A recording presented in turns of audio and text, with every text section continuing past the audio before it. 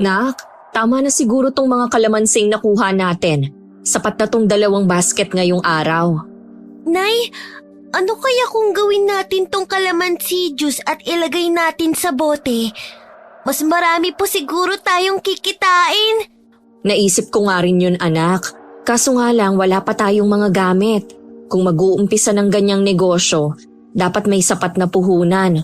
Wala naman akong uutangan eh. Ang kailangan nating gawin sa ngayon ay ibenta ang mga bungang to. Pwede naman po nating gawing palamig, Nay. Doon tayo magtinda sa tapat ng paaralan.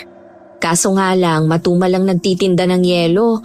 Yung mga nakikita mong nagbebenta ng palamig, may mga refrigerator sila. Tayo wala. Huwag kang mag-alala, Nay. Paglaki ko, ibibili kita ng refrigerator.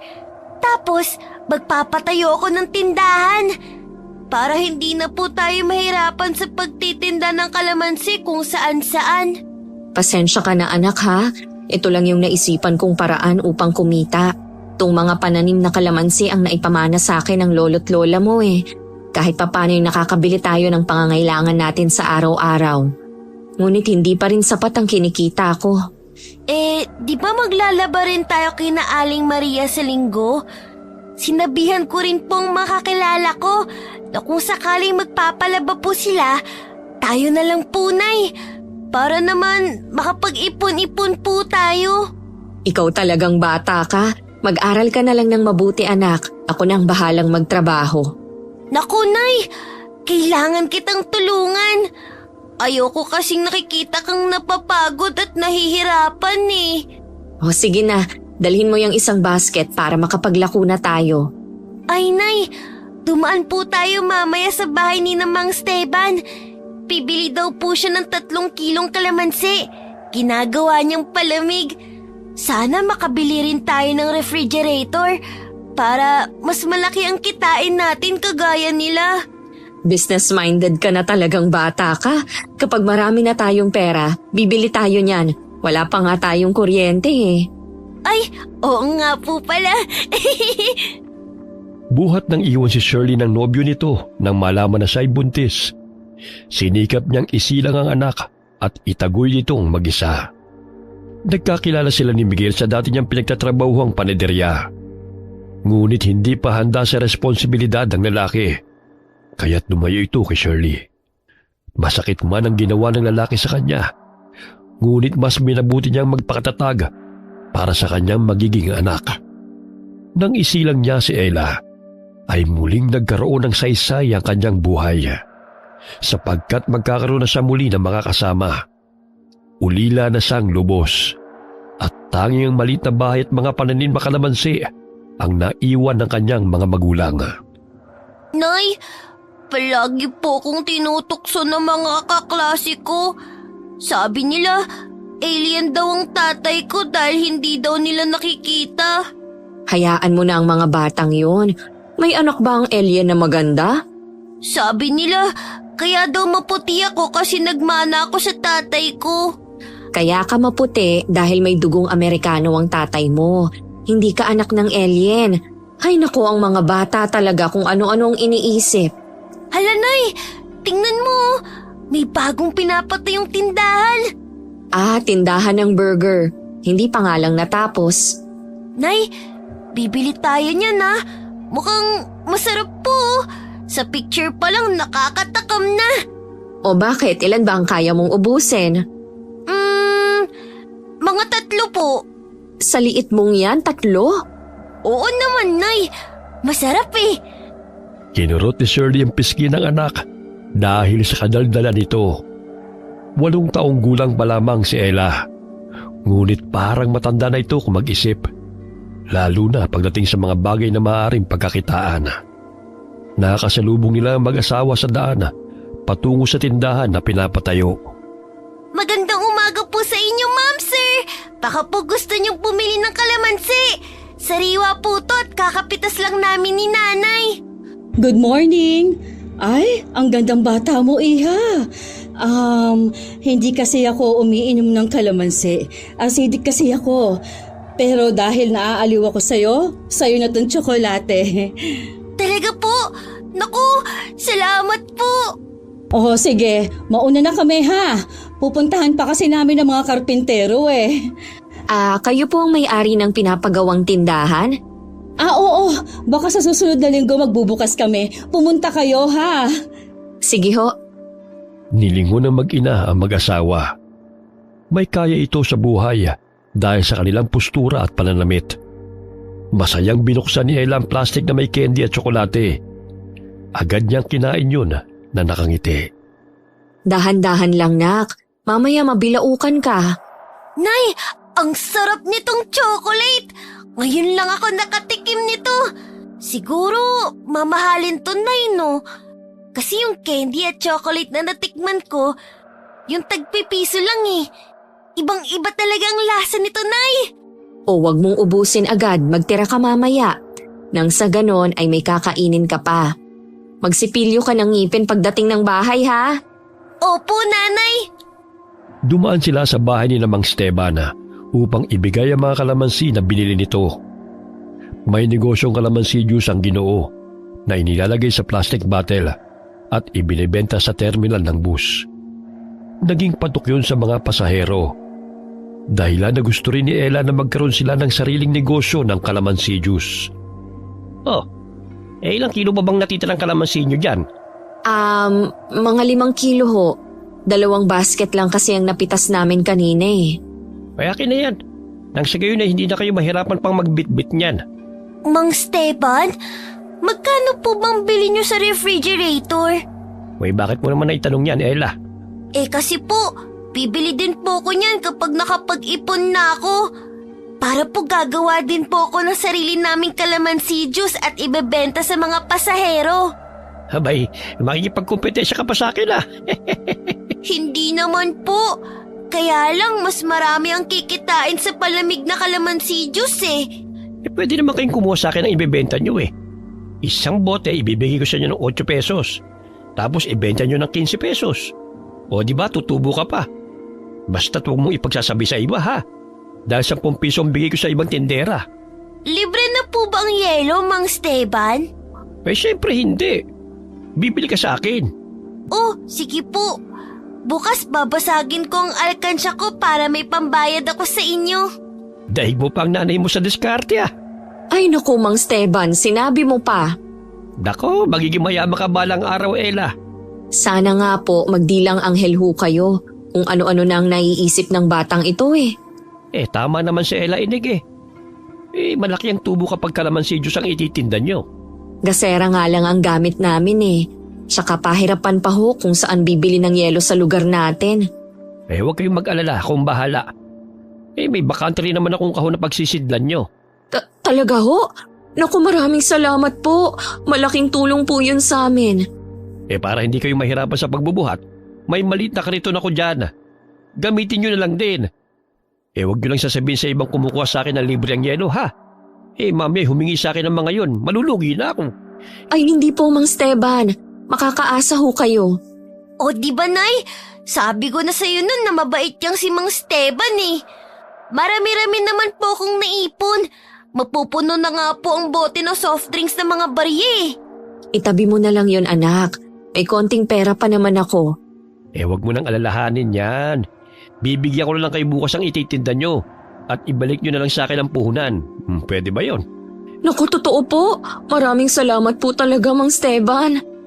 Bago ko nga pala makalimutan, itong bayad sa 8 kilong kalamansi Matagal nang nagtitinda ng kalamansi juice si Mang Esteban at sa kanya kumukuha ang mga tindera na inilalako sa mga terminala. Naawa siya sa mag-ina kaya't sa kanila na ito bumibili sa tuwing pagbebentahan siya ng mga ito. Kahit na may ibang suki siyang nagdi-deliver ng mga kalamansi. Gayunpaman, napalapit na siya sa mag-ina, lalo na sa batang si Ella. Nay, makakapagtinda na po tayo ng kalamansi juice. Tiyak na marami ang bibili sa atin. Ako po mismo ang mag-aalok sa mga pasahero. Kakantahan ko sila at sasayawan. Ikaw na bata ka? Kung ano-ano nang pinagagawa mo para lang kumita. Siyempre, Nanay, para makakain naman tayo ng masarap kung marami na tayong pera. Palagi na lang kasing tuyo o di kaya sardinas ang ulam natin eh. Pakiramdam ko tuloy, tinutubuan na ako ng kaliskis. Parang libag naman yan eh. Kahit hirap man sa buhay, masaya pa rin silang mag-ina. Muli silang napadaan sa ginagawang tindahan at napahanga sila dahil matatapos na yun sa bilis na magtrabaho ng mga karpintero. Ang bilis magtrabaho ng mga karpintero ah. Oo nga po, nanay eh. May mga gamit na nga rin oh. Nasisiguro kong marami ang bibili ng burger dyan. Lalo na't daanan pa naman ng mga tao rito. Excited na po ako makakain ng burger. Pero nay, magkano po kaya yun? Depende sa sangkap na gagamitin nila. Napansin nilang abala na sa paghahanda ng mga gamit ang mag-asawang Nadia at Mela. Kinabukasan, maaga silang pumunta sa bahay ni Mang Esteban upang kumuha ng ititindang kalamansi juice. Kahit saan man sila magpunta, sumusunod ang alaga nilang asong si Brownie. Magpakabait ka, Brownie ha. Huwag mong awayin ang mga tao para makarami tayong mabentang kalamansi juice. Bakit kasi hindi mo nalang itali ang asong yan sa bahay? Mamaya matakot pang mga tao sa kanya. Nay, mabait naman tong si Brownie eh. Tingnan mo, tahimik lang siyang nakasunod sa atin. Isa pa, binabantayan niya tayo mula sa mga masasamang tao. Biglang tumahol ang aso na animoy galit na galit nang makita nito si Mela. Kaya't sinuway ito ni Ella. Dahilan na agad naman itong tumahimik. O kita mo na anak, nangaaway yang si Brownie, pauwiin mo na kasi. Naninibago lang siguro siya, Nay. Hindi naman siya dating ganito eh. Paano kung lahat ng nakikita niyang tao bago sa paningin niya'y tatahulan niya? E di wala tayong benta mamaya. Brownie, good boy. Huwag mong awayin ng mga tao. Diba ang sabi ko sa'yo, yung mga masasamang tao lang? Mabait sila. Binigyan nga ako ng asawa niya ng candy kahapon eh. Tila kapwa bata lamang na kinakausap ni Ella ang alaga niyang aso. Kumurap-kurap ang mga mata nito at yumuko na wari nakakaintindi sa sinabi niya. Maya-maya'y dumating na sila sa terminal ng jeep. Pumwesto sila malapit sa mga sasakyan at inalok ng kalamansi juice sa mga pasahero. Ganun na lamang ang tuwa ni Ella sa tuwing bumibili ang bawat tao na kanyang nakakasalubong. Nay, ang daming bumibili! Tamang-tama, mainit ang panahon. Mauubos po ang kalamansi juice hanggang hapon. Oo nga anak, bantayan mo muna ang paninda natin, bibili lang ako ng tinapay. Sige po, nanay. 11:00 pa lamang ng umaga ay halos kalahati na ng kanilang paninda ang naubos. Marami-rami ang mga pasahero dahil undas. Tahimik ding nakaupo sa tabi ni Ella si Brownie na animoy nag-aabang sa mga taong bibili. Nang biglang hablutin ng batang lalaki ang pitaka ni Ella at itinakbo yun. Hoy! Magnanakaw! Magnanakaw! Ibalik mo ang pitaka ko! Brownie! Habulin natin siya! Kinuha niya ang pera natin! Mabilis na hinabol ng aso ang batang kumuha ng pitaka ni Ella. Hanggang sa maabutan nito ng aso at kinagat ang suot nitong damit. Ganun na lamang ang paghahampas ng bata kay Brownie gamit ang lumang tsinelas nito upang bitiwan siya ng aso. Ngunit naabutan siya ni Ella na nooy may hawak na patpat. Hoy, bata! Ibalik mo ang pitaka ko! Magnanakaw ka! Magtrabaho ka! Nang sa gayon, magkapera ka rin! Masama yung ginagawa mo! Sa takot na makagat ng aso, ay ibinilik nito ang pitaka kay Ella at muling kumaripas ng takbo nang bitiwan siya ni Brownie. Ang galing mo talaga, Brownie! Dahil dyan, bibigyan kita mamaya ng tinapay. Halika na, bumalik na tayo sa pwesto natin. O anak, saan ka nagpunta? Di ba ang sabi ko, bantayan mo mga paninda natin? Eh yung bata kasi kinuha tong pera natin. Mabuti na lang talaga, Nay. Nandito si Brownie. Hindi ako nagkamali na isama natin siya. Daig pa niya ang pulis sa bilis kong tumakbo. Hindi na naabutan ni Shirley ang batang sinasabi ng anak dahil mabilis itong nagtago. O ito na ang tinapay, kumain ka na anak. Itong isa para kay Brownie. Salamat po, Nanay. Napakasalbahe ng batang yun. hindi marunong magtrabaho para magkapera. Kaya sa susunod, mag-iingat ka anak. Alam mo naman na ang ibang tao ayaw magbanat ng buto. Gustong magkapera nang hindi naghihirap. Kaya pag nanakaw ang naiisipang paraan. Alas 4 pa lamang ng hapon ay ubus na ang paninda nilang kalamansi juice. Kaya't umuwi na sila tulak-tulak ang karitona. Sa tuwing napapadaan sila sa tindahan ni Nadia at Mela, ay hindi maiwasan na tumahol si Brownie. Kaya't sinasaway ito ni Shirley. Oh, kanina lang ang bait-bait mo. Bakit galit ka na naman, Brownie?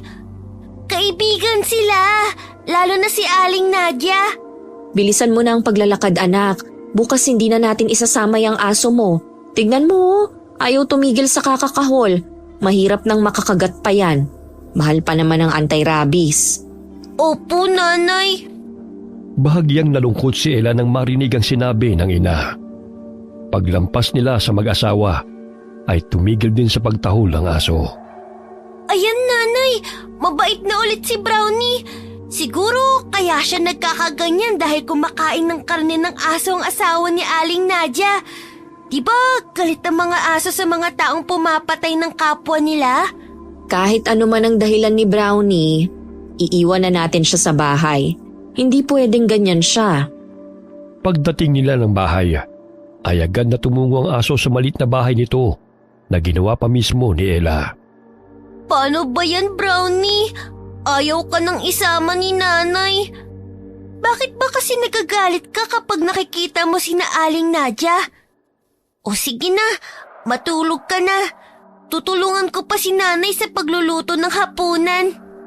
Sa tulong ni Mang Esteban, ay nadadagdagan ang pinagkakakitaan na mag-ina. Bukod sa pagtitinda ng sariwang bunga ng kanilang pananim. Nakakaraos sila sa pang-araw-araw na pangangailangan at hindi na nahihirapan si Shirley kung saan kukunin ang mga gamit ng anak sa paaralan. Ay, salamat naman at nakapag-ipon na tayo sa pagtitinda ng kalamansi juice. Napakagaling talaga ng ideya mo, anak.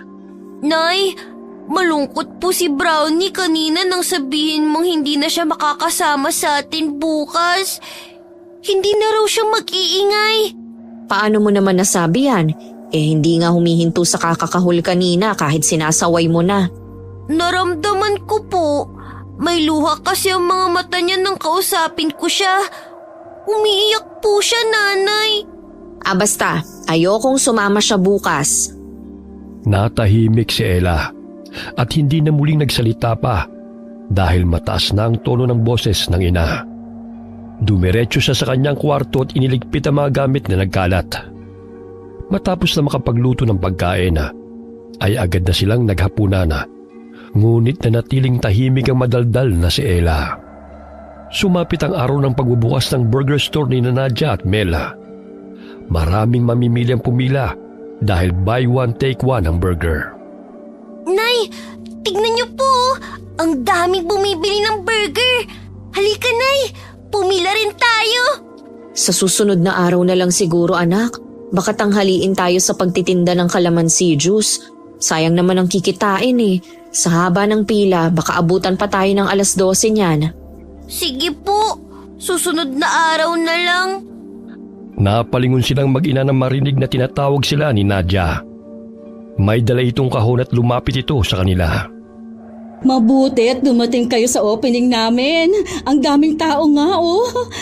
Aling Nadia, mukhang masarap pong tinitinda niyong burger. Nagustuhan po ng mga tao. Ay, oo. Hindi ko nga inaasahan na ganito kadami ang mga tao sa opening ng burger store. Itong burger sa inyo na. Naku po, salamat po. Aalis na nga po sana kami eh. Baka tanghaliin po kasi kami sa pagtitinda. Kaya naisipan namin na bukas na lang kami bibili. Para konti na lang ang tao. Ipinagtabi na kita. Alam kong dadaan kayo. Eto pong bayad ko sa burger. Libre na lang yan para sa inyo. Naku, baka wala pa ho kayong buena mano niyan. Sige na, tanggapin nyo na. Bawing-bawi na kami, oh. Ang daming mamimili. Oo nga ho eh. Sige po, salamat sa libreng burger. Aalis na ho kami. Mag-iingat kayong dalawa. Thank you po sa burger. Amoy palang masarap na. Kakagati na sana ni Ella ang burger nang biglang itinulak siya ni Brownie. Dahilan na mabitiwan niya ang pagkain. Tila ba'y galit na galit itong kumakahula at gustong sugurin si Nadia. Kaya't binato siya ni Shirley dahil ayaw magpaawat ng aso nila. Brownie, shoo! Ano bang ginagawa mo? Hala, uwi! Brownie naman, nadumihan tuloy ang burger. Hindi ko na makain. Pambira ka naman oh. Akala ko ba itinali mo yung aso mo, anak? Tignan mo, nakakapirwisyo na siya. Malaking problema pa natin kapag nakakagat yan. Patuloy na pinapagalitan ni Shirley ang kanilang aso sa pagkahul nito sa babae. Ngunit matalim na tingin ang iginawa ni Nadia sa aso at bumalik na lamang sa burger store nila. Ilang sandali tumahimik si Brownie at muling umamo na kiniskis ang katawan kay Ella. Hindi na tayo bati. Nahulog tuloy ang burger. Nakikita mo namang hindi kami makapila ni nanay, di ba? Bakit mo ko tinulak? Sumusobra ka na sa pagiging makulit at matigas ng ulo mo, Brownie. Nakasimangot na inirapan ni Ella ang aso at iniwan. Animoy nakakaintindi ito at dumakad pa uwi habang ang mag-inay patungo sa bahay ni Mang Esteban upang kumuha ng mga paninda.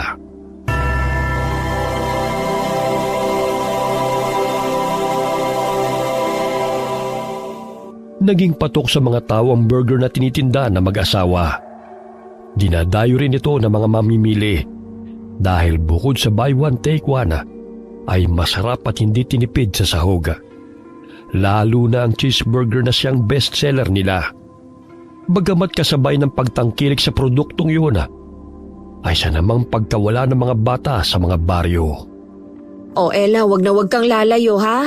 Alam mo bang usap-usapan ngayon ang pagkawala ng mga bata? Balita ko'y may nangingidnap. Opo, Nay. Diyan lang naman ako sa malapit eh. Nay, wala na po pala akong lapis. Bibili lang po ko sa tindahan. O sige, basta bumalik ka kaagad ha? Opo, Nay. Habang naglalakad patungo sa tindahan napansin ni Ella ang mga batang nagkakagulo dahil sa mga candy at tsokolating ipinamimigay ng lalaki.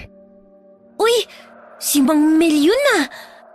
Naku, namimigay na naman siya ng imported na tsokolate. Hihingi rin ako sa kanya. Oh, Ella, bakit ngayon ka lang? Wala nang natira para sa'yo. Baka gusto mong sumama sa tindahan. Marami pa akong naibalot doon. Dumating na naman kasi ang package ng kapatid ko galing sa ibang bansa. Kaya naisipan kong ipamigay ang mga candy at tsokolate sa mga bata. Ay, sayang. Hindi ako nakaabot. Hoy, halika sa tindahan. Kukuha tayo ng para sa'yo. Baka kasi hanapin po ko ni nanay eh. Ang sabi niya, wag daw po akong lalayo. Huwag kang mag-alala. Ihahatid naman kita uli rito eh. At saka paparating na naman si Nadia. May binili lang siya sa Divisoria. Saan pala ang punta mo? Bibili po ko ng lapis. Maikli na po kasi yung akin eh. Naku, huwag ka nang bumili. May pinadalang school supply sa package ang kapatid ko. Itinabi ko yun at iniisip ko pa kung kanino ko ibibigay. Ay, tama-tama, kailangan mo pala. At saka may manika at laruan na kitchen set pa. Gusto mo ba yun? Ay, opo. Ibibigay niyo po ba talaga lahat sa akin yun? Ay, siyempre naman. Alam mo namang wala kaming anak ni Nadia eh. Para mapunan ng pangungulila ng asawa ko. May mga collection siyang laruan. Pero bibigyan kita dahil ang dami naman nun. Nandiyan na pala siya. O Ella, kumusta? Good afternoon po, Aling Nadia. Pasensya na po kayo sa inasal ni Brownie kanina. Pinagalitan ko na po siya. Nako, walang anuman yon. Nanibago lang ang alaga mong aso sa akin. Ay, siya nga pala, mahal. Sasama pala sa atin si Ella dahil ibibigay ko na lang sa kanya yung mga school supplies na tinabi ko. At saka naubusan siya ng tsokolate eh. Ganun ba? O siya, tara na. Dahil sa pananabik, hindi na naalala ng bata na muli magpaalam sa kanyang ina at agad na sumakay ng kotse na mag-asawa. Ang tanging nasa isip niya ay ang mga laruan at mga candy na ibibigay sa kanya. Pumasok sila sa burger store. Malaki-laki ang lugar na yon. Maaga po kayong nagsara? Ay oo, kinulang nga ang burger na luto namin eh. Kaya kailangan naming damihan ng karne. Mang Mel, bakit isinara niyo na ho ang pinto? Para walang makakita na marami kaming ibinigay sa'yo. Mamaya mainggit yung mga batang mapapadaan, di ba? Matalim ang tingin ng mag-asawa sa kanya. Nakaramdam na siya ng kaba, kaya tumayo siya mula sa pagkakaupo at tinungo ang pintuan palabas ng burger store. Babalik na lang po ko sa terminal. Baka hinahanap na po ko ni nanay eh. Bakit Ella? Ayaw mo ba ng laruan at candy? Eto lahat ng ito ay para sa'yo. Kunin mo na, Ella. Para sa'yo lahat ng yan. Napawi ang kabang nararamdaman niya nang makita ang isang karton ng laruan. May school supplies at mga candy sa loob noon. Ngunit nang damputin niya ang pencil case, ay napansin niyang natuyong dugo roon. May nabasa pa siyang pangalan na nakasulat. Yun ay ang pangalan ng batang narinig niya sa radyo na hinahanap ng mga magulang nito. Nadagdagan pa ang kabog ng dibdib ni Ella nang makita na may hawak na matatalas na patalim ang lalaki habang nakangiting nakatingin sa kanya. Kukunin ko na po to. Ihatid niyo na po ko kay nanay. Hindi ka na makakalabas pa, Ella. Dito ka na habang buhay. Pero Aling Nadia, hahanapin po ko ni nanay. Sige na, buksan niyo na pong pintuan. Dahil isa kang makulit na bata, hindi ka nahahanapin ng nanay mo. Mas gugustuhin pa niyang mawala ka nang sa ganon, wala na siyang sakit ng ulo. Hindi totoo yan. Mahal ako ni nanay. Kaya buksan niyo ang pinto pakiusap. Umiiyak na napasandal si Ella sa dingding. Sumigaw siya upang humingi ng tulong sapagkat kakaiba na ang tingin ng mag-asawa sa kanya. Ngunit kahit anong sigaw niya ay walang nakakarinig sa kanya dahil sinigurado ng mga ito na matibay at soundproof ang burger store. Tumakbo si Ella patungo sa isang pintuan at binuksan niya yon. Doon tumambad sa kanyang paningin ang mga gamit ng mga bata at bahagi ng katawan na tinadtada. Hindi. Mga kamay. Ulo ng tao. Pumapatay sila. Ella, huwag ka nang tumakbo pa dahil wala ka nang mapupuntahan pa. Salbahe ka. Hindi ka totoong mabait. Bakit may mga ulo at kamay sa mesa? Sila ang nagpasarap sa burger namin. Kaya huwag mo nang paguri ng sarili mo sa kasisigaw dahil walang makakarinig sa'yo. Nanay! Brownie, tulong! Aray! Aray! Bitiwan niyo ako! Salbahe ka, Mang Mel! Akin ang puso mo. Alam mo bang yan ang pinaka-paborito ko? Nanay! Tulong! Hinambalos ng malaking kahoy ng lalaki ang ulo ni Ella, dahilan na dumilim ang paningin ng bata at unti-unting nawala ng malay. Bago tuluyang nawala ng ulirat ang bata, ay narinig pa niya ang tawanan ng mag-asawa.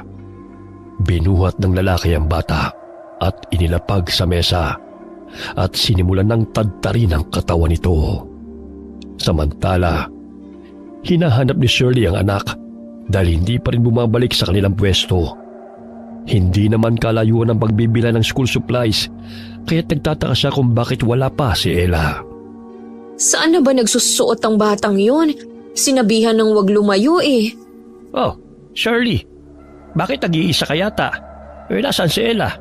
Hinahanap ko nga po eh. Nagpaalam na bibili ng lapis pero hanggang ngayon eh hindi pa bumabalik. Kinakabahan na nga po ako. Baka naman naglalaro kasama yung mga bata. Halika, sasamahan kita at hanapin natin siya. Sumapit ang 6:00 ng gabi, ngunit hindi pa rin nila natatagpuan si Ella. Ganun na lamang ang panginginig ng katawan ni Shirley dahil pakiramdam niya ay may nangyari ng masama sa kanyang anak. Mang Steban, mag-report na tayo sa pulis, baka may kumuha kay Ella. Nagtanong-tanong na po ko sa mga bata, pero hindi raw nila kasama. Ay nako, saan na ba nagpunta yung batang yun? Hindi naman niya ugali na iwan ka. Kapag nagtitinda ng kalamansi juice, hindi naman ganon kalayong pinupuntahan niya. Dito lang naman sa mga jeep eh. Halika na Iha, sasamahan na kita sa estasyon ng pulis. Kinukutuban na kasi ako ng masama eh. Pagdating nila sa pulis ay umiyak nang isinalaysay ni Shirley na nawawala ang kanyang anak. Ngunit sinabi ng pulis na kumausap sa kanila na kailangang hintayin ng 24 oras bago mai-report na missing si Ella. Sir, hindi po ugali ng anak kong mawalay sa akin ng ganito katagal. Ramdam kong may nangyaring masama sa kanya. Pakiusap ho. Tulungan niyo ho ako mahanap siya. Hindi ko na mahihintay ang 24 oras para masabi kung may kumuha sa anak ko. Wala tayong magagawa, Ineng. Yan ang sinusunod nilang alituntunin. Tayo na lang munang maghanap ulit kay Ella. Bakit kasi kailangan pang hintayin ng isang araw habang tumatagal ay nanganganib ang buhay ng anak ko? Hindi ko makakayanan kung may nangyaring masama sa kanya. Kumalma ka, Ineng. Baka mapano ka pa niyan. Ang mabuti pa'y umuwi muna tayo. Baka nagkasalisan kayo. Sigurado si Shirley na wala sa bahay nila si Ella dahil hindi ugali noon na maunang umuwi. Habang tinatahak nila ang daan patungong bahay, ay bumibigat din ang pakiramdam ni Shirley. Dumaan siya sa burger store at napansin niyang abala sa pagluluto ng burger steak si Nadia. Oh, Shirley, anong nangyari sa'yo ha? Aling Nadia, napansin niyo ho ba si Ella na napadaan dito? Kanina pa kasi namin siya hinahanap pero hindi ko pa rin ho siya nakikita. Ha? Naku, hindi ko napansin. Tsaka madalas naman kayong magkasama, hindi ba? Oo nga po, pero ngayon nawawala po siya. Hindi ko alam kung saan ko hahanapin. Sumasakit na nga ang ulo ko sa kakaisip kung saan siya nagpunte. Pinuntahan ko na ang tindahan kung saan siya bibili ng lapis, pero wala naman silang alam. Baka sumama sa mga kaibigan niya. Kung mapapadaan siya at makikita namin sasabihan ko siya na hinahanap mo siya. Sige ho, salamat po. Lahat ng bahay na kanilang madaanan ay napagtalungan na nila. Ngunit wala ring alam ang mga tao kung nasaan si Ella. Pagdating nila ng bahay, halos humagulgol si Shirley sa kaiiyak dahil wala roon ang anak. Ella, nasan ka na anak? Pakiusap, umuwi ka na. Kasalanan ko to. Hindi kita nabandayan ng maigi.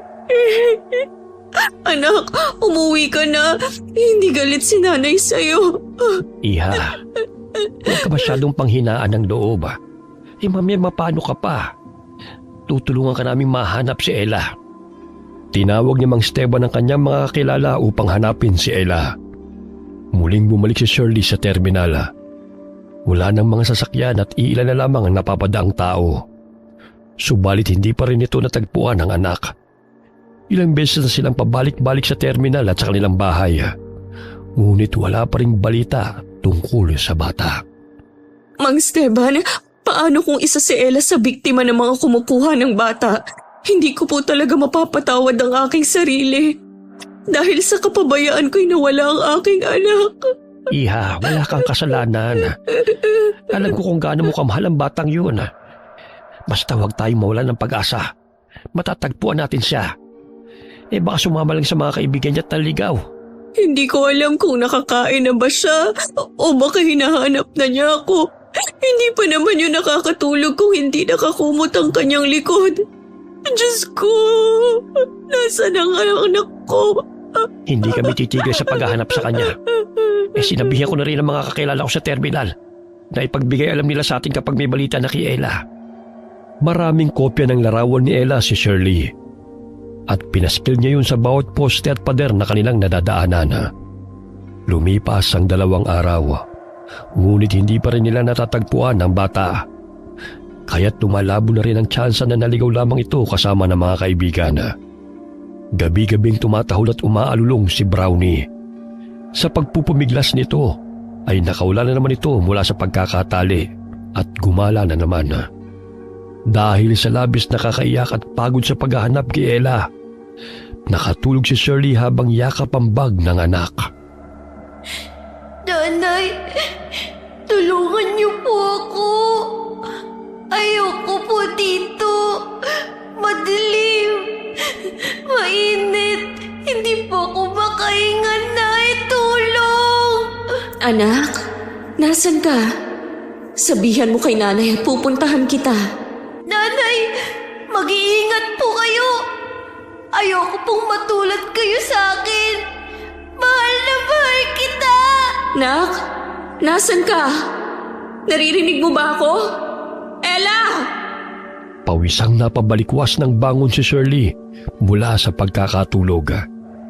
Muli siyang napahagulgol ng mapanaginipan si Ella na humihingi ng tulong mula sa di kalayuan.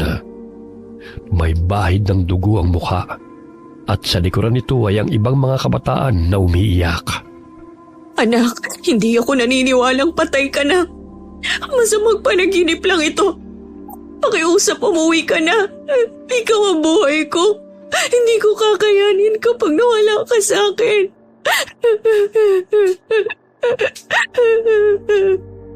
Pinahid ni Shirley ang mga luha ng may marinig na mga taong paparating. Sumilip siya sa bintana at nakita niya ang grupo ni Mang Esteban na nakasunod sa asong si Brownie na may hila-hilang sako. Lumabas siya ng bahay at kinausap ang mga ito. Mang Esteban, may balita na po ba? Hay nako, itong aso para may gustong sabihin eh. Kanina pa tahol ng tahol sa amin habang nagro-ronda kami sa baryo. Kaya sinundan namin siya hanggang sa dito niya kami dinala. May dala po siya. Baka may kinalaman yun sa anak ko.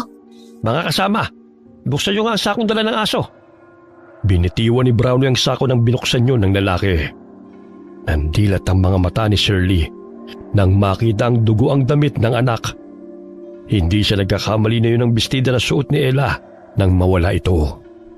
Mang Esteban, sigurado akong damit to ni Ella. Anong ginawa nila sa anak ko? Mga hayop sila! Papatayin ko sila! Oo nga, demonyo may gawa nito sa kanya. Kailangan nating hanapin ang salarin dahil nandito lang yun sa baryong ito. Sundan natin ang aso upang malaman natin kung saan niya kinuha ang sakong ito. Brownie, saan mo to nakuha? Sabihin mo sa akin nang sa gayon ay malaman ko kung nasan si Ella.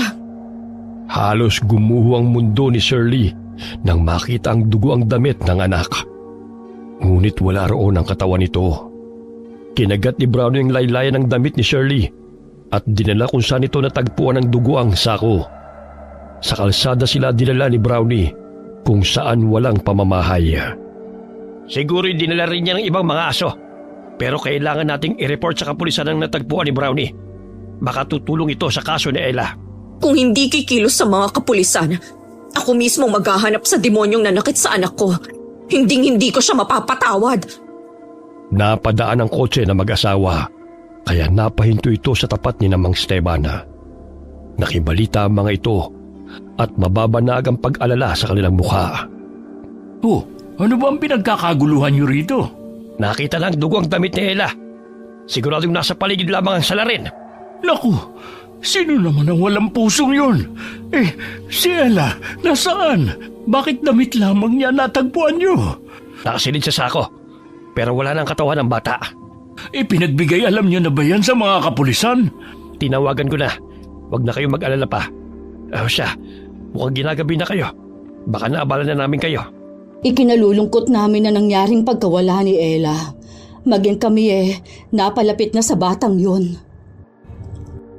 Hindi mawari ni Shirley kung bakit galit na galit si Brownie sa tuwing nakikita ang mag-asawa. Sa pagkakataong yun ay hinabol pa nito ang kotse. Palingon-lingon pa ito kina Shirley na gustong sundan siya. Hindi kaya alam ni Brownie kung sinong dumukot sa anak ko? Kinukutuban ako na malakas ang pakiramdam ni Brownie na may kinalaman ng mag-asawang yun sa pagkawala ng anak ko. Saglit na napahinto ang aso sa pagtakbo nang may inihagi si Mel sa lupa. Ngunit paikot-ikot sa kinatatayuan nito si Brownie at doon na lamang tumataol. Anong pinagsasabi nilang natagpuan nilang damit ni Ella? Akala ko ba'y tinapon mo na yon? Oo nga, kaso nang pumasok ako saglit sa loob ng shop, paglabas ko biglang nawala Siguro kinuha ng mga asong gala. Sinabi ko na sa'yo na mag-iingat ka Mamaya mabisto pa tayo ng mga yon. O paano, sige nga, Wala silang makikita sa burger store. Malinis na kaya? Yun lang ang nakuha ng mga aso at wala nang iba. Hindi na mauulit pa yun. Kahit halugugin nila, wala na silang makukuhang ebidensya sa tindahan natin. Siguraduhin mo lang na hindi nila malalaman ang sikreto natin dahil malilintikan ka sa akin. Kalma, akong bahala. Dumating ang mga kapulisan kung saan naroon sina Shirley at Mang Esteban. Maliban sa damit ni Ella, ay may iba pang mga gamit din sa loob ng sako. Ngunit hindi pa rin nila matuntun kung saan yun nanggaling. Wari nila'y pinagpasapasahan na yun ng mga aso. Bagamat naniniwala si Shirley na malaki ang may tutulong ni Brownie sa kanya upang matuntun kung nasaan ang kanyang anak. Ilang beses nang nag-ikot-ikot ang mga kapulisan, pero wala man lang silang nakitang bakas maliban sa sakong ito. Hindi ako papayag na hindi managot ang gumawa nito sa anak ko, Mang Esteban. Saan kaya nakuha ng mga asong sakong yun? Walang ibang nakita mga kapulisan bukod doon. Umuwi na muna tayo, Iha. 3:00 na ng madaling araw. Magpahinga ka na rin. Ilang araw ko nang hindi nakakapagpahinga ng maayos. Hindi ako mapalagay hanggat hindi ko alam kung nasaan ang anak ko. Ilang gabi ko na siyang napapaginipan na humihingi ng tulong, pero wala akong magawa. Umiiyak siya, duguan at binabalaan niya ako. Alam ko mahirap ang pinagdadaanan mo ngayon, Shirley. Nandito lamang kami mga kaibigan mo na handang tumulong sa iyo. Hinatid din namang Esteban si Shirley sa bahay nito. Mugtong-mugto na ang mga mata dahil sa kaiiyak at walang sapat na pahinga. Sumusunod sa kanila si Brownie na inaamoy ang kanilang dinadaanan. Nang mapadaan sila sa burger store, umalulong ito ng ubod lakas at patuloy na tumahol. Dispatchahin mo ang asong yan, Mel. Nabubwisit ako sa tuwing napapadaan yan dito. Siya pa magpapahamak sa atin eh. Bukas na. Pagod ako ngayon. At saka nakikita mo namang kasama niya yung mga tao. Hindi ko naman sinabi na ngayon. Paminsan-minsan mahina talaga yung utak mo. Oo na, ikaw na ang magaling. Pero duwag ka namang humarap sa kapulisan kanina. Hay nako, makatulog na nga. Kung hindi sa kapabayaan mo, di sana wala silang malalaman kung anong nangyari sa bata. Nagka-ideya tuloy ang mga yon dahil sa iniwan mo pa ang sakong may gamit nila. Kaya naghihinala silang nandito lang sa baryo ang pumapatay. Problema ba yun? Di umalis na ulit tayo. Simpleng bagay, pinoproblema mo na agad. Matulog ka na nga. Pagod lang yan. Walang nakitang kakaiba ang mga kapulisan nang pumasok sa tindahan ng mag-asawa, sapagkat nakapaglinis na si Mela at inilibing na sa liblib na lugar ang mga kalansay ng kanilang biktima na ginagawang burger steak na tinitinda nila. Ngunit bago pa man na ipasok sa sasakyan nito ang sako, ay nakuha na ito ng asong gala, dahilan na matagpuan yun ni Brownie.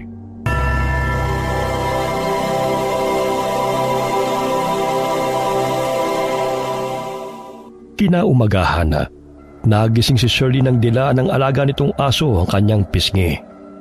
O Brownie, bakit? Napako ang paningin niya sa tsinelas na kagat ni Brownie. Alam niyang pagmamay-ari yun ni Ella, na suot ng anak bago ito nawala. Saan mo to kinuha? Samahan mo ko. Ituro mo sa akin kung saan mo natagpuan ang gamit ni Ella. Hindi talaga siya huminto sa paghahanap kung nasan ang anak ko. Ngayop man siya kung ituring. Ngunit labis niyang minahal si Ella. Tumakbo ito patungo sa talahibana at tila itinuturo ang burger store na may ibig sabihin. Brownie, alam kong pinaghihinalaan mo na sila ang kumuha kay Ella. Wala man tayong sapat na ebidensya, pero mamanmanan natin sila. Tulungan mo akong malaman ang katotohanan. Tumigil man ang mga kapulisan sa paghahanap sa anak ko, ngunit magpapatuloy tayo. Muling dinilaan ni Brownie ang binti ni Shirley bilang tugon sa sinabi niya. Ilang sandali pa'y napansin niyang may kinuhang sako si Mel sa sasakyan nito. Katulad ng sako na kanilang natagpuan na pinagsidlan ng mga duguang gamit. Nanginginig ang buo niyang katawan ngunit hindi siya maaaring gumawa ng hakbang ng padalos-dalos. Umuwi na tayo, Brownie. Mamaya matunugan pa nila na pinagdududahan natin sila.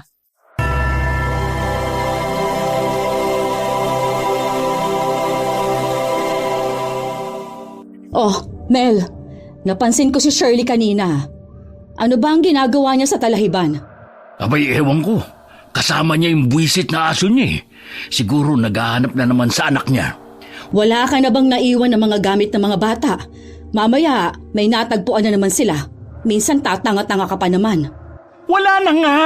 Ingay-ingay mo. Hindi ko tuloy matimpla na maayos yung karne. Ang aga-aga, naninermong ka na naman. Naninigurado lang. Tumahimik ka na nga. May mga bibili na oh. Asikasuhin mo na lamang sila. Habang lumilipas sa mga araw, nawawala na ng pag-asa si Shirley na makasamang muli ang anak. Madalas siyang tuliro na nagtitinda ng kalamansi juice sa terminal, kasama ang alagang aso ni Ella. Hindi ko na alam kung saan ko pahanapin si Ella, Brownie. Maging si Namang Esteban ay wala pa ring balita sa kanya. Parami na rin ang napapabalitang batang nawawala at nadadagdagan lang. Ngunit wala pang nahuhuling kriminal ang kapulisan. Shirley, may dala pala akong yelo rito. Dagdagan mo yung icebox. Naghatid din kasi ako ng yelo kay Melinda. Mang Esteban, dumaan ako kanina sa istasyon ng pulis. Ngunit wala pa rin silang balita kung sinong kumukuha ng mga bata. Sadyang magaling kong kumilos sa mga salarin. Walang nakakakita sa kanila. Hanggang ngayon di pa rin ako tumitigil na magtanong sa mga kakilala ko rito sa terminal. Baka may nakapansin sa mga taong sinamahan ni Ella bago ito nawala. Ayaw ko man po sanang mamintang. Ngunit malakas po ang kutob ko sa asawa ni Aling Nadia. Kakaiba kasi ang kinikilos niya. Minsan ang bait niyang kausap. Minsan naman nakakatakot kung makatitig. At bigla na lang tatawa. Simula kasi nang tumuntong sila sa baryong to, sunod-sunod na ang pagkawala ng mga bata eh. Kung yan ang pakiramdam mo, hindi naman kita masisisi. Ngunit kailangan natin ng ebidensya upang patunayan ang hinala mo. Maaari din tayong makasuhan kung sakaling mali ang akusasyon natin sa tao. Alam ko po yun, Mang Esteban. Pero iba na kasi ang pakiramdam ko sa kanya eh. Tsaka baka nararamdaman din ng aso na may ginagawa tong hindi ka nais-nais kaya galit to sa kanya. Napapailing na lamang si Mang Esteban at hindi na muling nagsalita pa. Alam nitong nagiging desperada na si Shirley upang may maituro na salarin at kung ano-ano na rin ang naiisip. Ilang sandali pa ay natuon ang pansin ni Shirley sa lalaking pinagkaaguluhan ng mga bata. Agad siyang tumayo at nilapitan ito. Sumunod ang alaga niyang aso at tila taong nakikiramdam sa paligid. Oh, eto pang candy. Pumila lang kayo huwag kayong mag-aagawan. Marami pa akong dala para sa inyo mga bata. Hindi kaya pinapain niyang mga candy at tsokolate para kunin ang loob ng mga bata?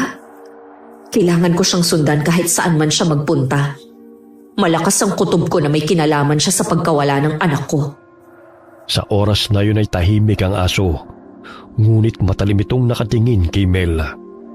Nagkubli sila sa poste habang tinatanaw ang lalaking nakikipag-usap sa mga bata. Ilang sandali na palingon ito sa kinaroroonan ni Shirley nang maramdaman itong may mga matang nakamasid sa kanya. Halika na, Brownie, bumalik na tayo sa ating pwesto. Mamaya makita pa tayo ng lalaking yan. Tila batang sumunod si Brownie kay Shirley nang walang imik. Ngunit patuloy niyang iniisip na maaaring may kinalaman si Mel sa pagkawala ng kanyang anak. Ayon na rin sa pakikitungo nito sa mga bata. 7:00 na ng gabi, ngunit naroon pa rin sa terminal si Shirley. Simula nang mawala si Ella ay madalas na siyang may kutsilyo sa kanyang baga upang gawing sandata kung sakaling makaharap niya ang dumukot sa kanyang anak. Maya-maya'y umuwi siya kasama ang alagang aso. Napahinto siya sa pagtutulak ng karitona nang mapansin na paparating ang sasakyan ng mag-asawa.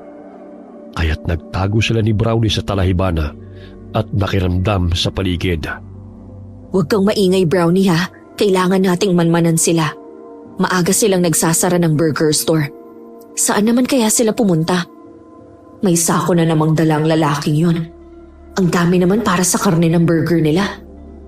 Mel, bilisan mo na riyan. Ipasok mo na yan dito. Mamaya may makakita pa sa'yo eh.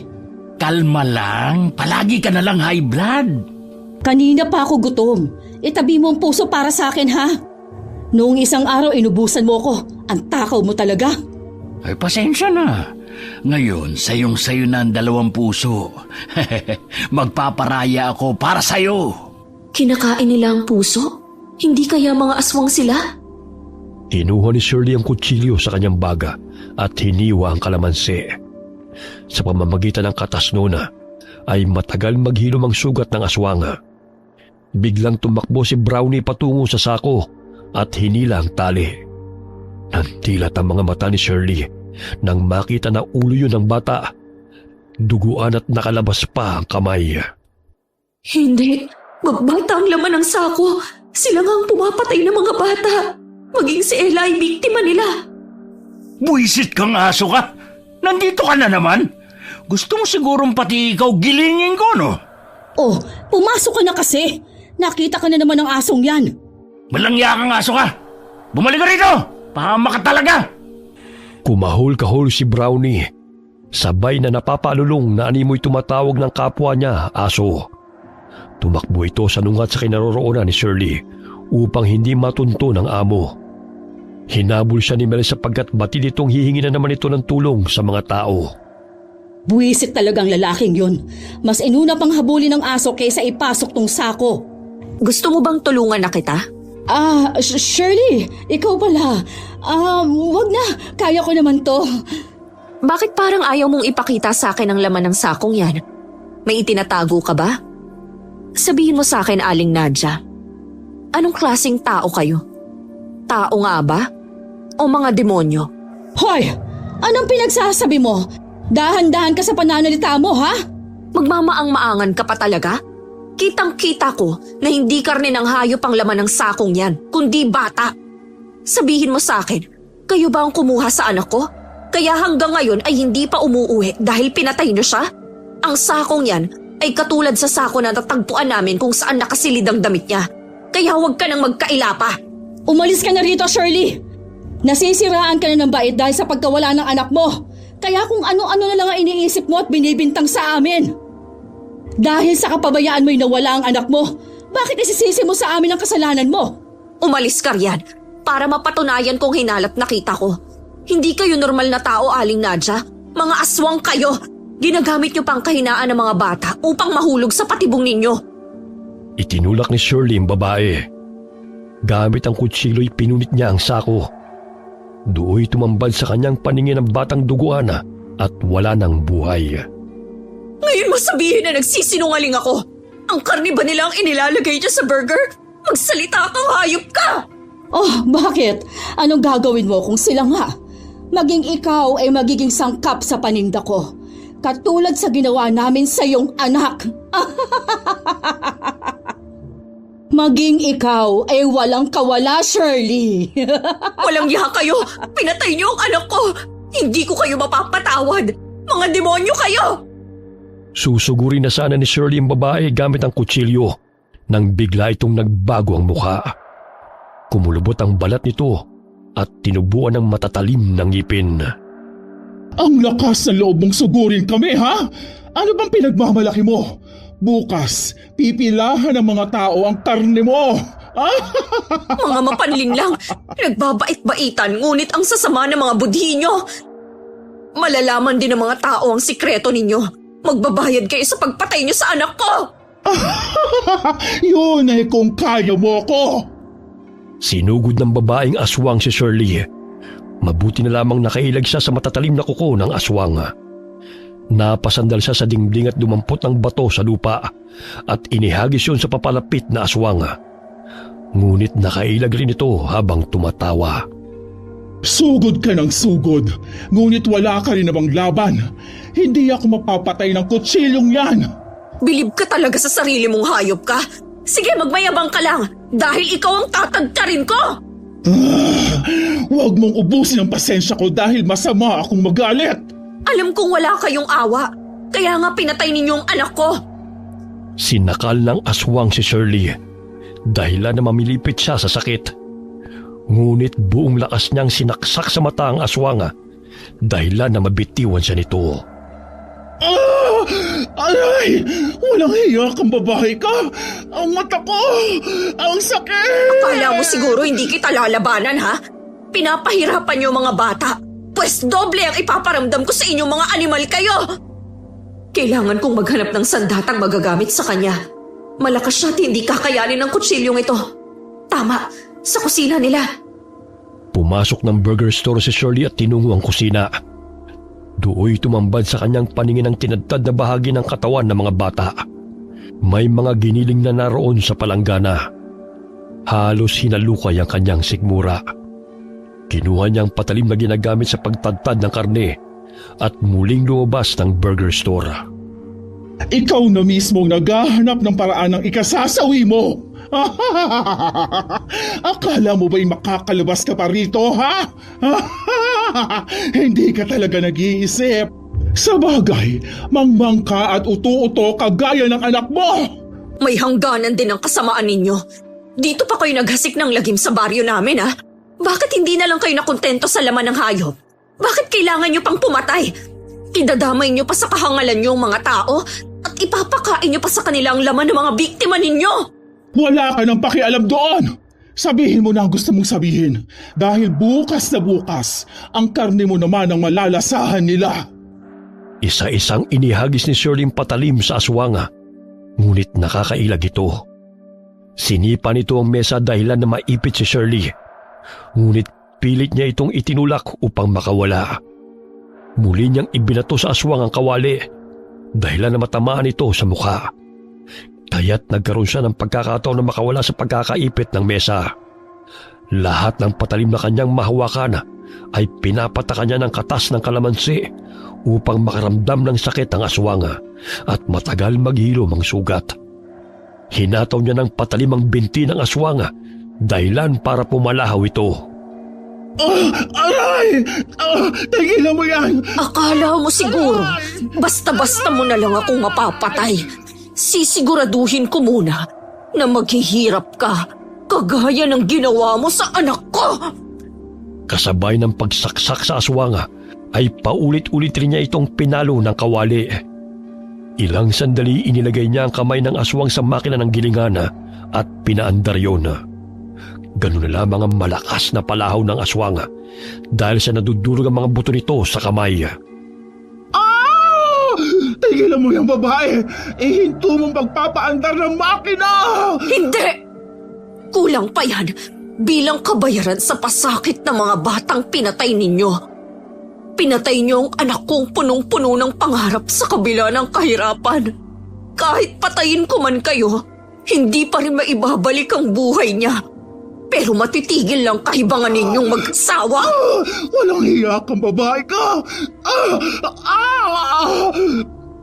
Napatigil sa pagpapaandar ng makina si Shirley nang marinig niya ang boses ng mga taong papasok sa burger store.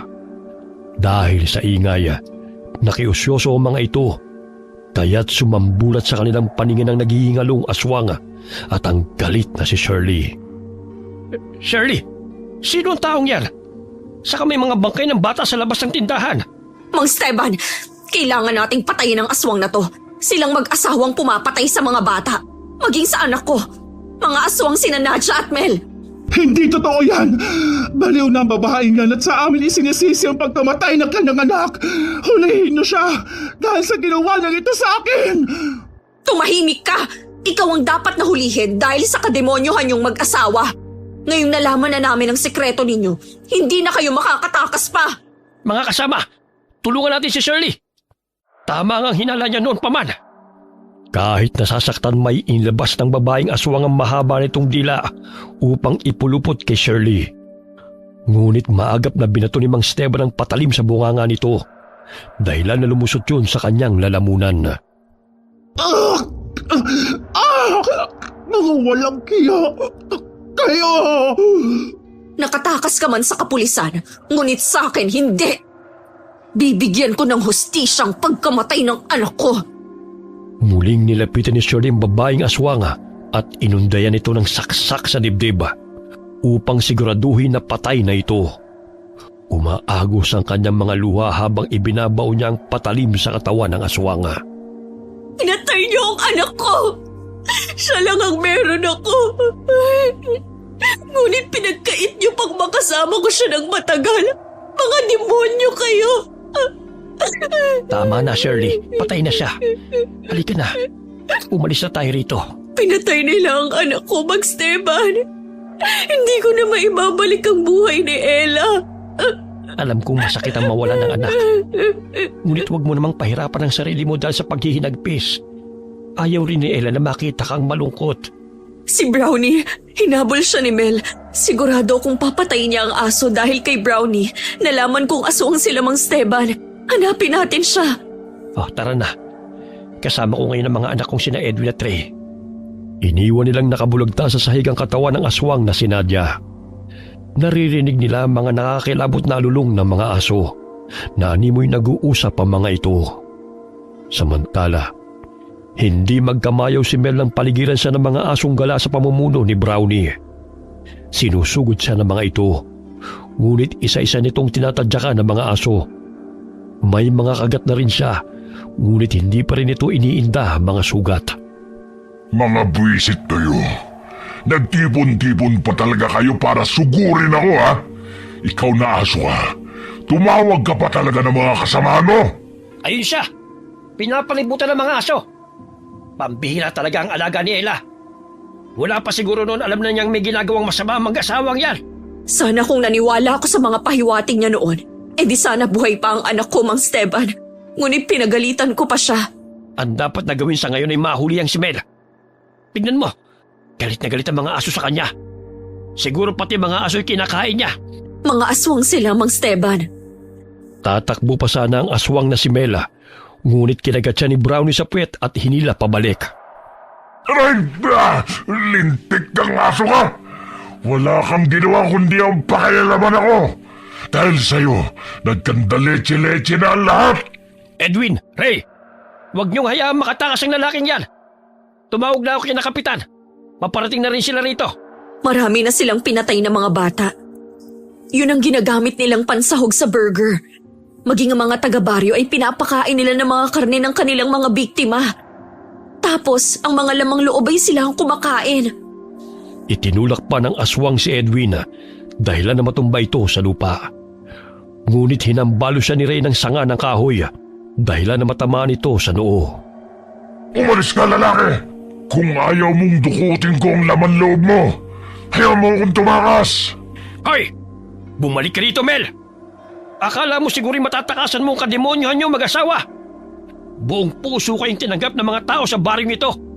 Ngunit kasamaan pa ang inyong isinukli. Huwag kang makialam, tanda, dahil wala akong atraso sa'yo. Pero sa akin meron, kaya magbabayad ka sa ginawa mo. Buhay ang kinuha mo. Buhay rin ninyong kapalit katulad sa asawa mong hayop. Nasaan si Nadia? Anong ginawa niyo sa kanya? Pinalasap ko sa kanya kung paano gilingin ang buhay. Tulad sa ginagawa ninyo sa mga bata. Nasaan ang asawa ko? Ah! Ayun, nakatulog na ng mahimbing. Sisiguraduhin kong susunod ka rin sa kanya. Dahil walang kapatawaran ang ginawa niyong ito sa mga inosenteng batang pinaslang ninyo. Galit na lumundag sa harapan ni Shirley ang aswang na lalaki dahil alam nitong may nangyaring masama na sa kanyang asawa. Nailaga ni Shirley ang pagsugod ng lalaking aswang. Malakas din itong hinambalos ni Mang Esteban sa likod gamit ang sanga ng kahoy, dahilan para mapasubsob ito sa lupa. Ngunit maliksi itong tumayo at hindi may pagkakaila na malakas ito kahit marami nang sumusugod sa kanya. Bagamat hindi ito makatakas basta-basta dahil sa mga asong nakabantay sa paligid. Ilang sandali muling sinugod nito si Shirley at nakalmot niya na matutulis na kuko sa braso ang babae.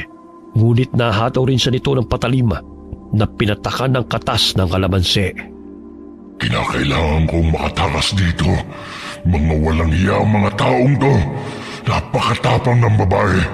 Ang dami ko nang natamong sugat mula sa mga animal. Mamamatay ako kung ipagpapatuloy ko pa ang paglaban sa kanila. Harangan niyo siya, mga anak! Isa kang malaking duwag! Bakit ayaw mong harapin ang kasalanan mo? Babalik ako. Makikita nyo.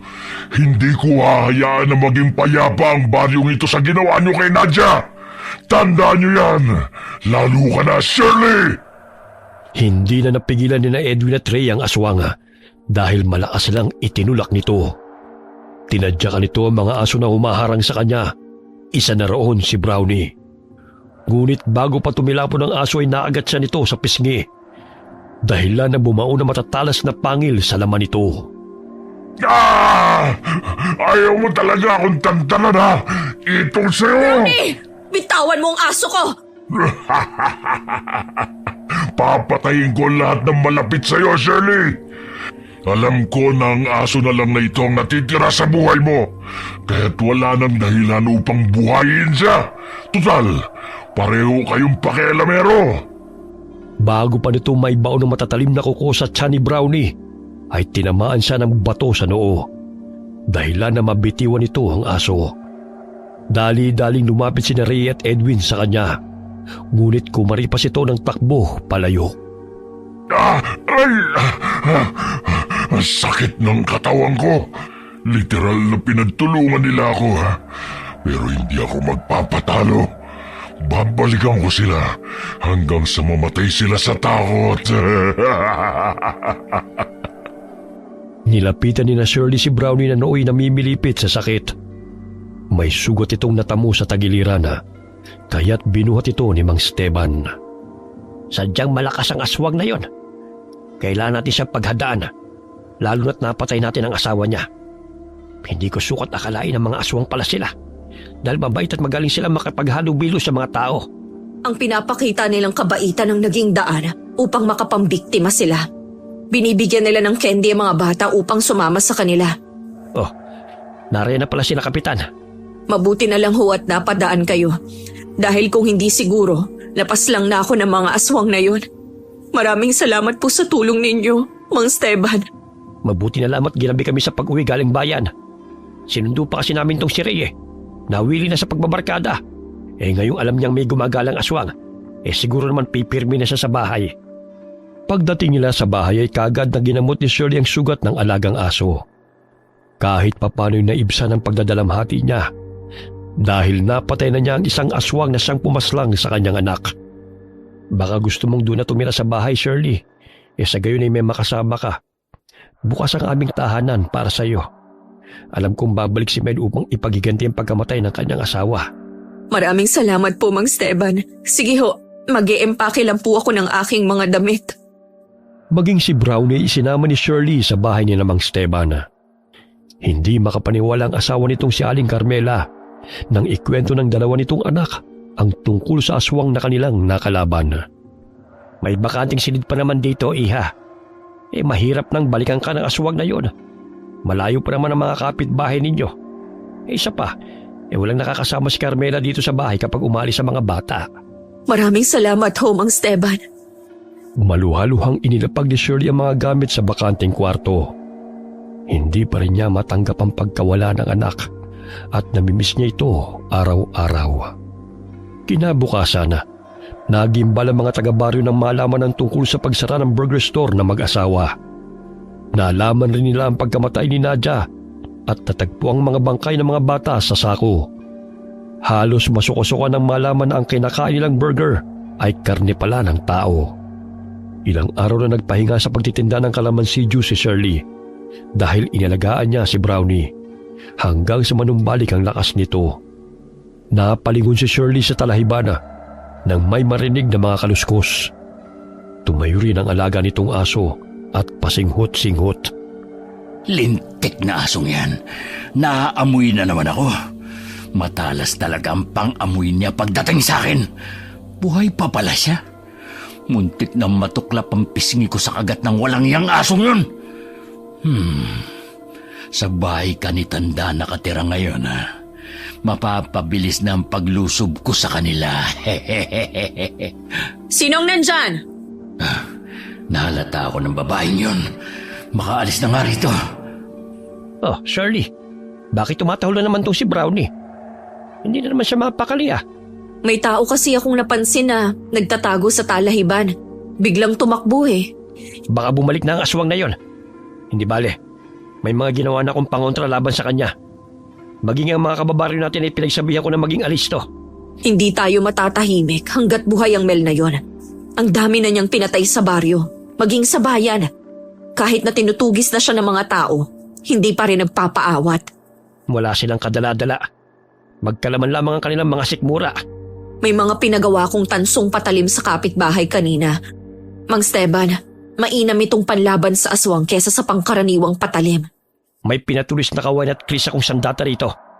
Minana ko pa sa aking ama. Kakaibang patalim nga po yan, Mang Esteban. Ilang araw ang lumipas na hindi nagpakita si Mel sa kanila. Bumalik din sa pagtitinda ng kalamansidyo si Shirley sa terminal kasama ang alaga niyang asong si Brownie. Ngunit paika-ika nito kung maglakad dahil sa pilay nito sa paa. Ginabi sila sa pag-uwi dahil hapon na maubos ang kanilang paninda. Sa tuwing napapadaan sila sa saradong burger store, ay naiisip ni Shirley ang paghihirap ng kanyang anak sa kamay ng mag-asawang aswanga. Sobrang miss na kita, anak. Patawarin mo ko kung hindi man kita na ipagtanggol sa kanila. Mahal na mahal kita, Ella. Saglit na napahinto si Shirley sa paglalakad nang may marinig na kaluskos malapit sa kanilang kinaroroonan. Palingon-lingon din ang aso na animoy nakikiramdam sa paligid. Nang bigla itong kumahol na animoy dinidepensahan ng amo. Magkasama pa rin pala kayo ng asong yan, ha? Ngunit sa pagkakataong ito, hindi ko na palalampasin na patayin kayong dalawa kapalit ng buhay ng asawa ko. May gana ka pang gumante sa kabila ng sinapit ng mga bata sa iyong mga demonyo kayo? Alam kong malakas ka, ngunit hindi ako papayag na marami ka pang mabibiktimang inosenteng bata. Dapat nga pasalamatan mo ko dahil wala ka ng sakit sa ulo, di ba? Nakakainis ang mga boses ng mga bata at kakulitan nila. Kaya wala akong pinagsisisihan na pinatay ko sila. Nararapat lang yan sa kanila.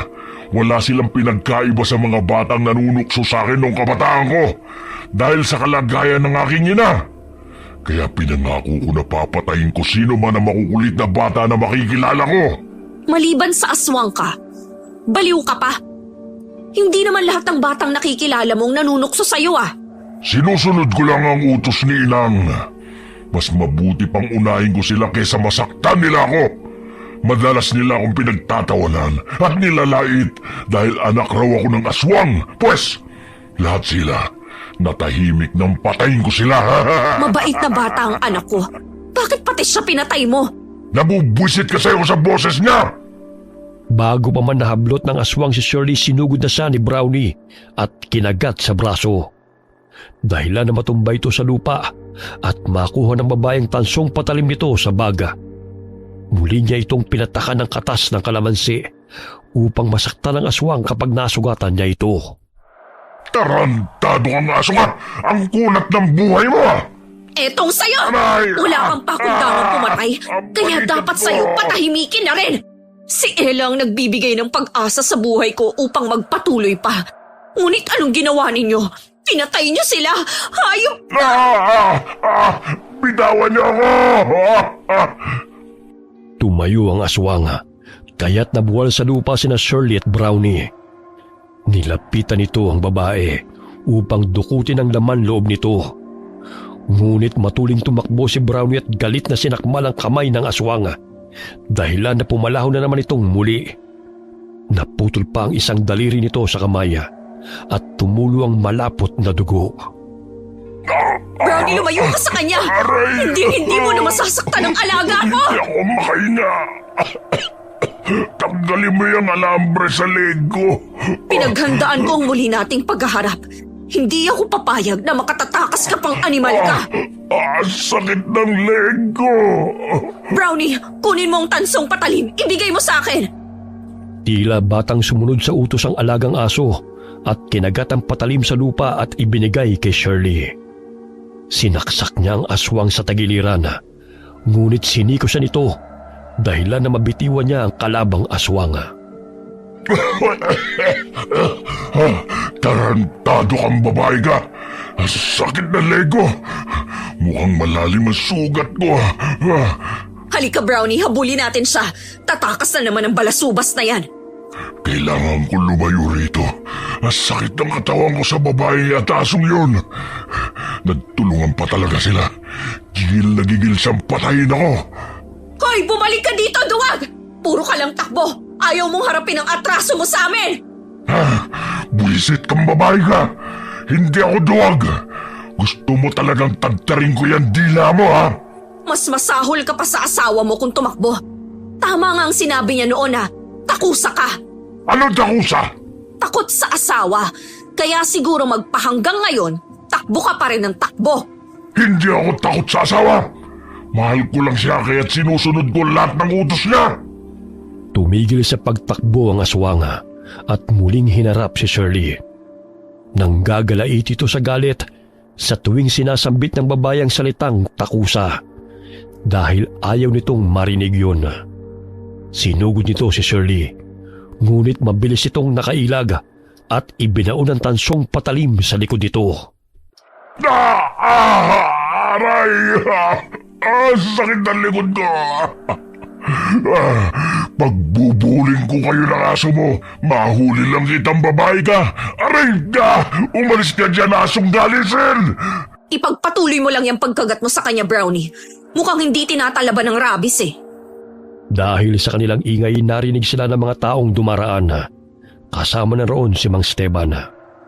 Muli na namang tatakbo ang aswanga, ngunit kinagat siya ni Brownie sa binti, dahilan na matumba ito sa talahiban. Shirley, ikaw ba yan? Opo, Mang Esteban! Sumusugod na namang muli ang aswang! Mga kasama, nandito na naman si Bel. Magtulungan tayong hulihin siya. Bitawan mo ko, aso! Lintik, may mga tao na naman. Bruha talaga ang Shirley na to. Nagtawag pa ng mga kasamahan. Buong lakas na tinadyakan ng aswang si Brownie, kaya't nabitiwan ng aso ang binti nito. Paika-ika siyang tumakbo nang makitang hinahabol siya ng mga kalalakihan. Umakyat siya ng puno at doon nagtago. Ang bilis niyang tumakas Nasugatan ko siya. Sigurado kung hindi pa nakakalayo yun. Tsaka marami siyang sugat sa katawan. Ano itong likidong tumutulo sa aking ulo? Nako, dugo! Nasa taas siya ng puno, Mang Esteban. Naririnig ko rin na humahangos siya. Mamaya na ako aalis dito kapag nakalayo na sila. Ang sakit na sugat ko. Sa susunod, hindi ko na palalampasin ang babaeng yun. Didilitan ko na siya ng leg. Nawalan siya ng balanse sa itaas ng puno, kaya dumausdos siya pababa. Dahilan na bumagsak siya sa talahiban habang nakaabang sa kanya mga kalalakihan. Maawa kayo sa akin.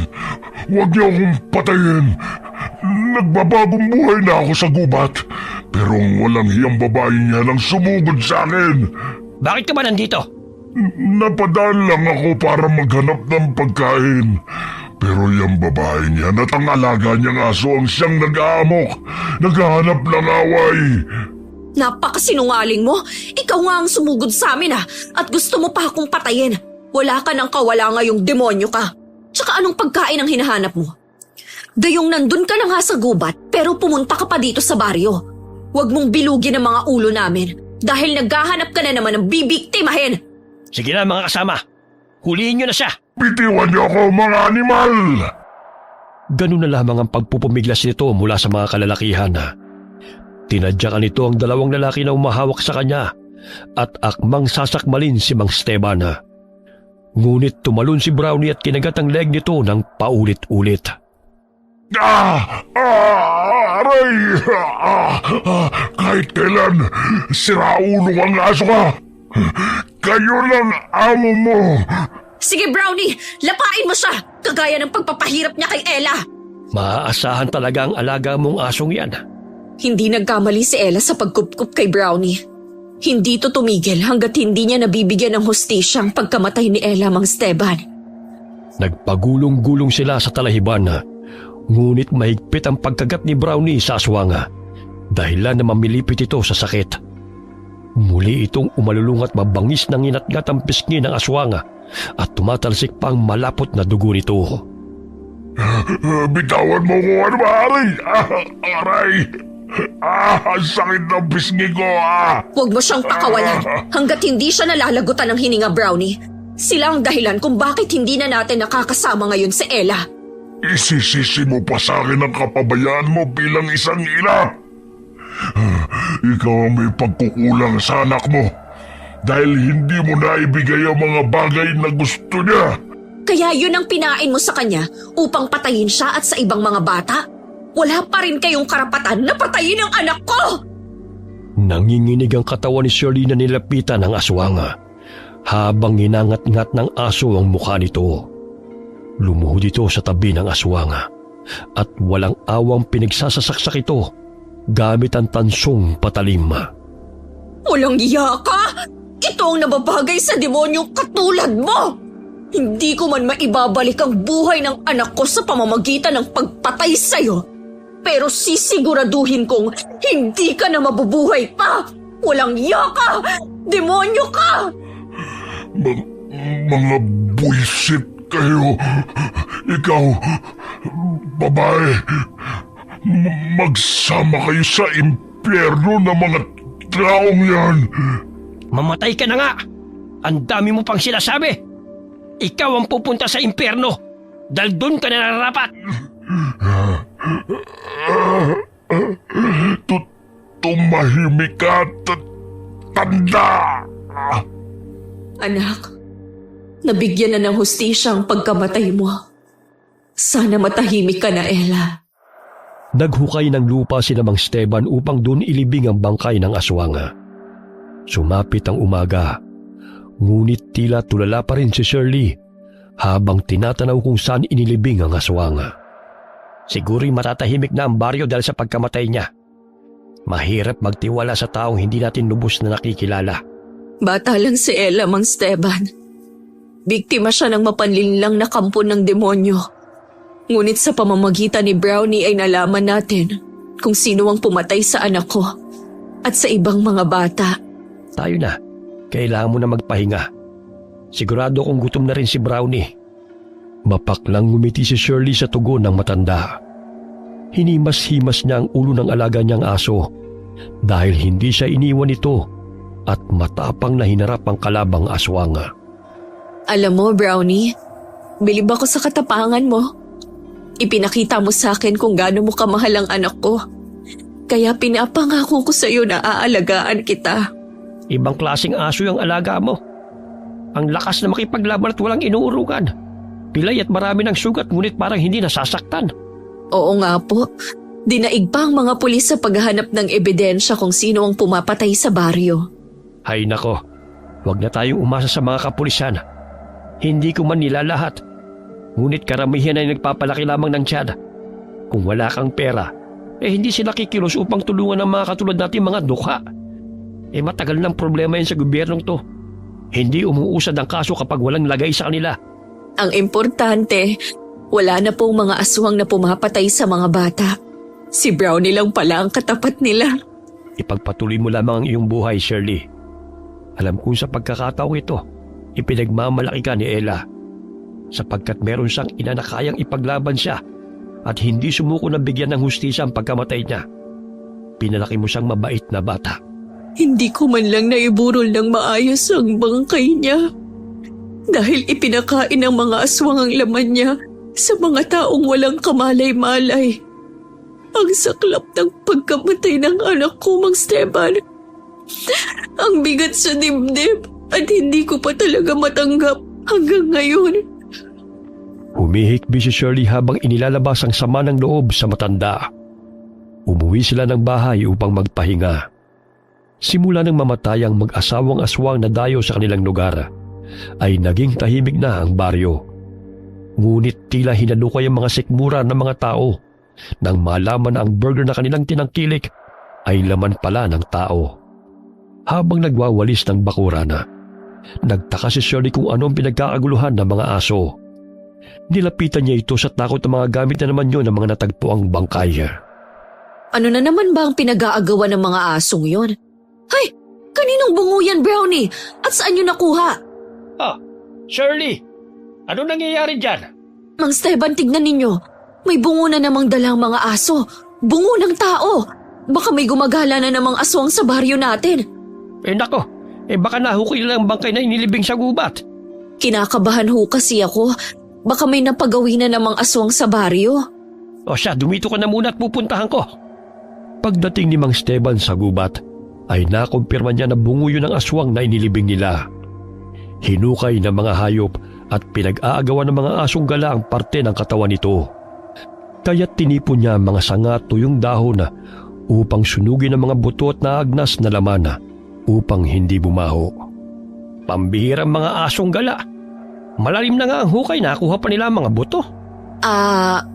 Mang Esteban, bungo nga ba yan ni Mel? Ay, oo. Oh, bakit sumunod ka pa rito? Sana nagpahinga ka na lamang sa bahay. Hindi po kasi ako mapakali. Kahit papaano ikampante na ako na wala ng aswang na gumagala rito. Natroma na rin po kasi ako dahil sa pangyayari. Sinigaan ko na. Medyo nangangamoy na eh. Maging ang ibang mga kababaryo na bahala sa mga kalansay na bitbit na mga aso. Tila nabunutan sila ng tinik sa dibdib nang makumpirma na walang bagong biktima ng aswang na gumagala sa baryo, kundi mga butong nahukay na mga hayop. Lumipas sa mga araw, nanumbalik ang sigla ng baryo at naging panatag muli ang mga taong naninirahan doon. Sinira ng mga tao ang burger store bilang alaala ng karumal-dumal na sinapit ng mga kabataang biktima ng mga aswang. Hindi na rin sila kumakain ng karne, maliban sa isda at gulay, sa takot na maaaring laman ng tao ang kanilang kinakain. Bumangon si Shirley mula sa pagluluksa sa pagkamatay ng anak. Unti-unti na rin niyang naisakatuparan ng pangarap ni Ella na magkaroon ng sariling negosyo sa tulong ni Mang Esteban. Nagpatayo si Shirley ng maliit na tindahan ng kalamansi juice sa terminal. Naroon din na madalas na nagbabantay si Brownie na sadyang marunong mangilatis ng mga taong napapadaan kung normal na tao o aswang ang nasa paligid. Wakas,